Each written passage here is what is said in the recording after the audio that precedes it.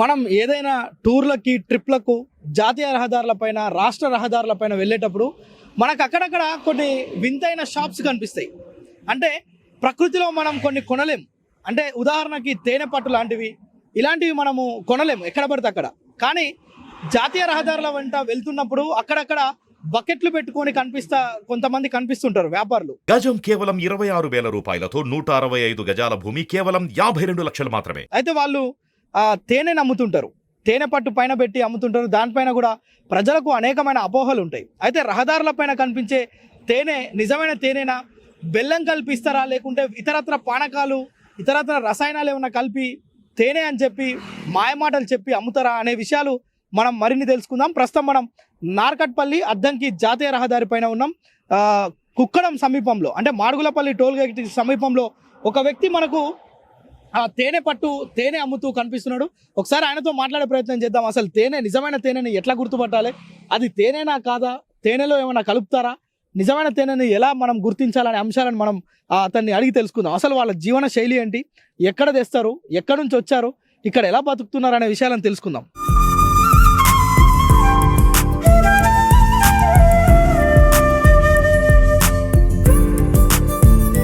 So మనం అద్దంకి నార్కట్పల్లి జాతీయ రహదారి దాదాపు అంటే కుక్కడం సమీపంలో మనం ఉన్నాం. అయితే మనతో పాటు ఒక వ్యాపారి ఉన్నారు. ఎక్కడి నుంచి వచ్చిరు, ఏం సంగతి ఆయన ముచ్చట్లు అడిగి తెలుసుకుందాం. ఎక్కడి నుంచి వచ్చిరే మీరు? మీది మాది గుంటూరు జిల్లా రేపల్లి సార్. గుంటూరు జిల్లా రేపల్లి. అక్కడ నుంచి వచ్చి ఇక్కడ వచ్చి మేము ఇక్కడ చిన్న ఇల్లు తీసుకొని అది తీసుకొని ఇక్కడ మేము జీవనాధారం చెట్లు ఎక్కి రైతు వారికి చెట్లు ఇక్కడ చెప్తే తోటల బొట్టలో తీసుకొని దొరికినప్పుడల్లా ఇట్లా ఇచ్చేసుకుని అమ్ముకుంటుంటాం.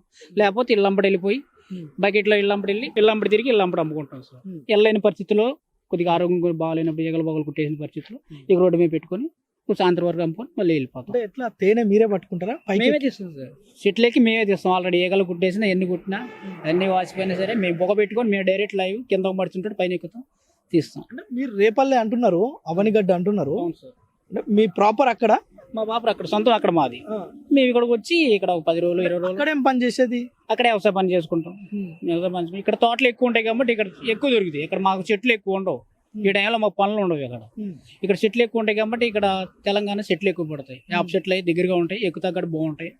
ఇవి తీసుకొని ఒక 5 కేజీలు 6 వేలు దొరికి అమ్ముకుంటా ఎక్సల్ బండి మీద తిరిగి ఇళ్ళంపడి ఇక్కడ దొరికినప్పుడు ఇళ్ళంపడి తిరిగి రైతు వారిలో సపోటా తోటలు బత్తాయి తోటలో కానీ తీసి రైతు వారిని చెప్తే తీసుకొని మీ వ్యవసాయ పనులు అయిపోయిన తర్వాత ఖాళీ టైంలో ఇలాంటి ఈ వ్యాపారం చేసేందుకు ఇక్కడికి వస్తారా? మా ఇళ్ళ దగ్గర ఉంటే వ్యవసాయ పని చేసుకుంటాం. మా ఫస్ట్ నుంచి మా పల్లెటూరు కాబట్టి చెట్లు ఎక్కుతాం అలవాటు ఉంటుంది. ఎంత తాటి చెట్టు అయినా ఏ చెట్లు అయినా మాకు ఇదేమన్నా వృత్తిగా ఎంచుకుంటారా? వృత్తి ఏం కాదు సార్. ఇది మా ఖాళీ ఉండాలి బాతులు వ్యాపారం లేకపోతే ఏదైనా పెట్టలు పట్టుకోవడం అట్లాంటి జీవాద కానీ ఇదే వృత్తి ఏం కాదు. అంటే ఎట్లా అలవాట ఇది? ఒక తేనె తీగ కరిస్తేనే బొబ్బలు ఎక్కి అందులో అది ముళ్ళు ఇరుస్తుంది కదా, 3 రోజుల వరకు ఓపు తగ్గదు. ఆల్రెడీ అసలు కన్ను ఎట్లా అయిపోయింది. ఇది కరిచింది అంతకుముందు కరిచింది, అది ఆ చెట్టు అయిపోయింది అంతే. అట్లా కరిచి దాదాపు ఒక 6 నెలలు అవుతుంది. ఇక అది అట్లా అయిపోయింది. ముళ్ళు లోన్ ఉండిపోయింది, ఈచలేదు, తాగింది మీద అట్లా వదిలేసాం. అది అట్లా అయిపోయింది. ఏం ముళ్ళు తీయలేదు? అది కండ్రెప్ప కింద పడిపోయింది, తీయలేదు. అది తీయటం వల్ల ఇక అట్లా అయిపోయింది. ఇక అది వాపు తగ్గలేదు. ఇక ఇప్పుడు మామూలుగా ఈగలు కుట్టినా ఇక శరీరం అంతా మద్దు పారిపోయింది. కుట్టినా ఏం కాదు, ఇప్పుడు ఏం కాదు. ఈ ముఖం వరకు ఇక్కడ వరకు కుట్టకపోతే ఏమైంది కానీ ఇక్కడ కుడితే కాళ్ళు కుట్టిన వాపు ఉండదు. అంటే ఎట్లా మరి ఎక్కినప్పుడు ఏం పెట్టుకోరా? అంటే హెల్మెట్ లాంటివి ఏం పెట్టుకోలేదు. ఓన్లీ పొగ పెట్టి గడ్డితో పొగ పెట్టి మళ్ళీ ఏకల కాడ సంపం. అసలు కొంచెం మొత్తెళ్ళే ఉంటాయి ఒక్క అంతే. ఒక వీక్ కాడ చనిపోటాకి వెళ్ళాను.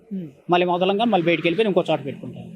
అట్లా చంపుతాం. ఒకటి ఏక కానీ సంపం. మళ్ళీ ఒక పెడతాం 10 నిమిషాల వరకు. దానికి 10 నిమిషాల్లో చెట్టు ఎక్కి నరుకొని కత్తిపెట్టి దిగేసేద్దాం.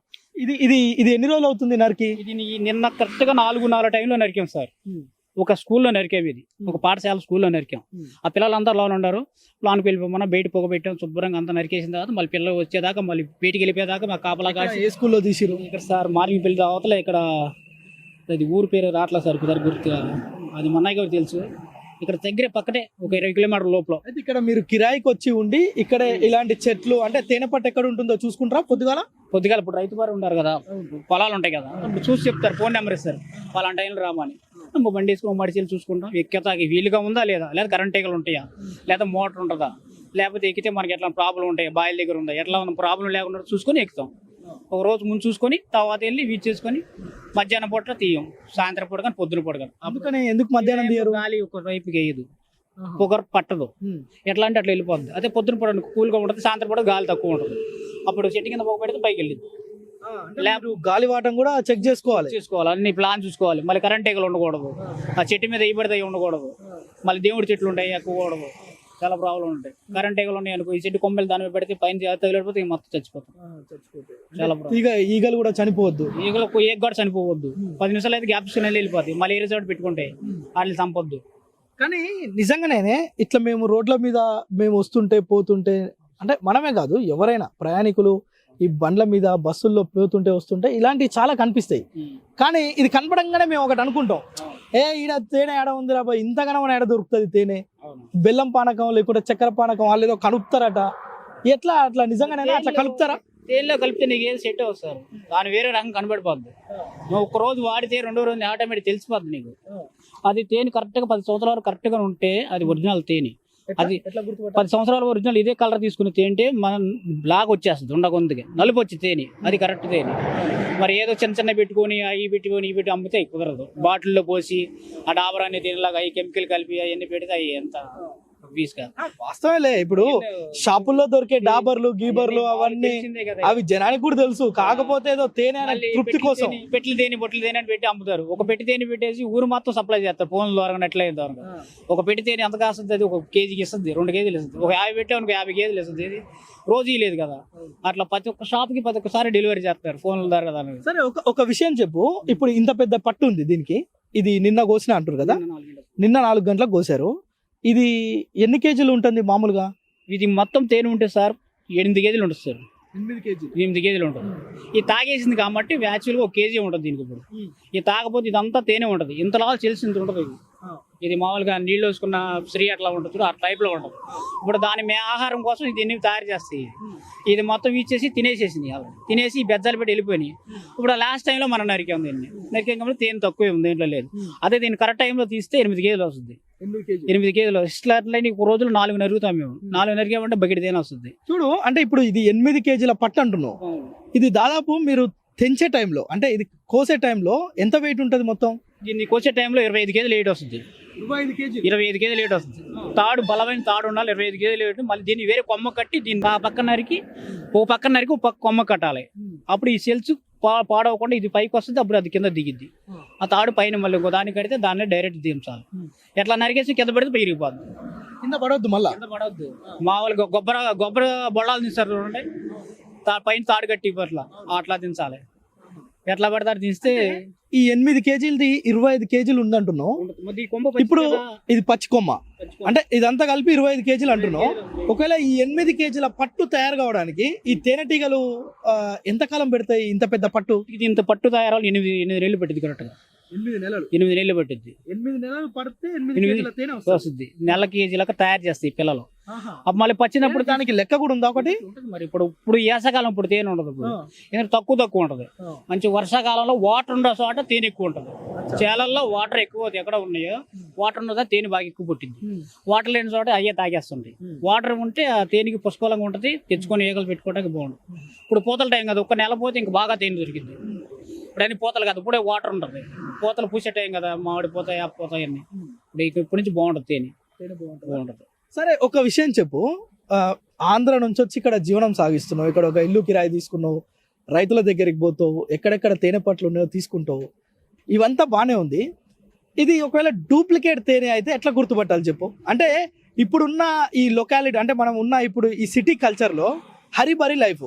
తేనె అంటే మెడికల్ షాప్కి పోవడం, ఒక డాబర్ హనీనో లేకుంటే ఇంకొక హనీనో ఇంకొక బాటిల్ ఒకటి రెడీమేడ్గా తెచ్చుకోవడం, తినడం. ఇది తేనె తిన్నట్టు వాడు తృప్తి పడతాడు. అంటే ఇప్పుడున్నోడు సాఫ్ట్వేర్ అయినా కానీ ఒక ఉద్యోగి అయినా కానీ పల్లెటూరి కల్చర్ తెలియనోడల్లా అదే అనుకుంటారు తేనె అంటే. అయితే నిజంగా తేనెని ఎట్లా గుర్తుపట్టాలి చెప్పు, ఒక విషయం చెప్పు. అంటే ఫస్ట్ యాక్చువల్గా కుక్కైతే కుక్క తినవద్దు. కుక్కకైతే కుక్క తినొద్దు. కుక్క ఉంటుంది కదా ఇంటి దగ్గర, మన పెంపుడు కుక్క ఉంటుంది కదా, దానికైతే తినొద్దు. అది తింటే దాంట్లో కల్తీ కలిపేసినట్టే. తేనెని కుక్కలు తినవా? తినవు. అసలు ఒరిజినల్ తేనె అసలు అంటుకొని కూడా. ఓకే, ఇది ఒక ఎక్స్పెరిమెంట్. ఇంకా పేపర్ మీద వేస్తే నోటి మీద వేసి తగిలాడదు. ఎలా? పేపర్ మీద ఈ తేనె పోసి మనం 100 రోడ్డు మీద పోసి కింద వైట్ ఉంటుంది కదా, వైట్ పోసి కింద అంటిస్తే పైన తగలడు, మరిగిపోతా ఉంటుంది. మరిగిపోతుంది. బెజ్జం పెడదు, నోటి పాడవు, కాలిపోదు. నోటి పాడవు. ఎక్స్పెరిమెంట్ 2. ఇంకొకటి ఏమైనా ఉందా? ఇంకేమో నీళ్ళలో వేస్తే తేనెగా ఉండాలి, నీళ్ళుగానే ఉండాలి. కలవద్దు. మనం కలుపుకుంటేనే కలుపుతాలి. కలిపితే కలుస్తుందా? కలుస్తుంది. అంటే నార్మల్ గా ఇట్లా వాటర్ ఈ పెట్టుకొని వాటర్ పెట్టుకుని ఎట్లా కొట్టినా కలవదు. పోస్తే వాటర్ కూడా తేనె కింద ఉండిపోతుంది. ఒకసారి చూద్దామా, ఎక్స్పెరిమెంట్ చేస్తావా? ఇప్పుడు మనం ఈయన చెప్తున్నట్టుగా అంటే ఆంధ్రాకి వెళ్ళి వచ్చి ఇక్కడ జీవనం సాగిస్తున్నాడు. ఇందులో ఒక 2 ఎక్స్పెరిమెంట్లు చెప్పిండు. ఒకటి ఒక నోటు అంటే కరెన్సీ నోటు మీద వేసి మనం గనక కింది నుంచి మంట పెడితే అది మంట అంటుకోవద్దు, ఆ నోటుకు మంట అంటుకోవద్దు అని ఒకటి చెప్తున్నాడు. ఇంకొకటి ఇంట్లో ఉంటే పెంపుడు కుక్కలకు తేనె కనుక పెడితే ఆ కుక్క తేనె తినొద్దు, అలాంటప్పుడే అది నిజమైన తేనె, ఒరిజినల్ తేనెగా మనం భావించవచ్చు. అయితే ఇంకొక ఎక్స్పెరిమెంట్ కూడా చెప్తుండు. అంటే ఈజీగా ప్రతి ఒక్కరు కూడా తెలుసుకునేది ఏంటంటే ఏదైతే ఈ తేనె ఉందో ఈ తేనెకి సంబంధించి ఈజీగా ప్రతి ఒక్కరు ఎక్స్పెరిమెంట్ చేసే విధంగా మనకు వాటర్లో కనుక తేనె వేస్తే వాటర్ వాటర్గానే ఉండాలి, తేనె తేనెగానే ఉండాలి అనేది ఒకటి చెప్తున్నాడు. మనం అదొకటి ఎక్స్పెరిమెంట్ చేసి చూద్దాం. ఇప్పుడు గ్లాస్ లో వాటర్ పోసావు, వాటర్ పోసాం, ఇప్పుడు తేనె పోస్తుంది దీంట్లో. తేనె ఇప్పుడు అందులో దీంట్లో చేస్తాం. తేనె దీంట్లో కలవద్దు, వాటర్ కానీ తేనె తేనెగానే ఉండాలి. వాటర్ గానే ఉండాలి, తేనె తేనెగానే ఉండాలి. అలాంటప్పుడే అది ఒరిజినల్ తేనె అంటున్నాడు.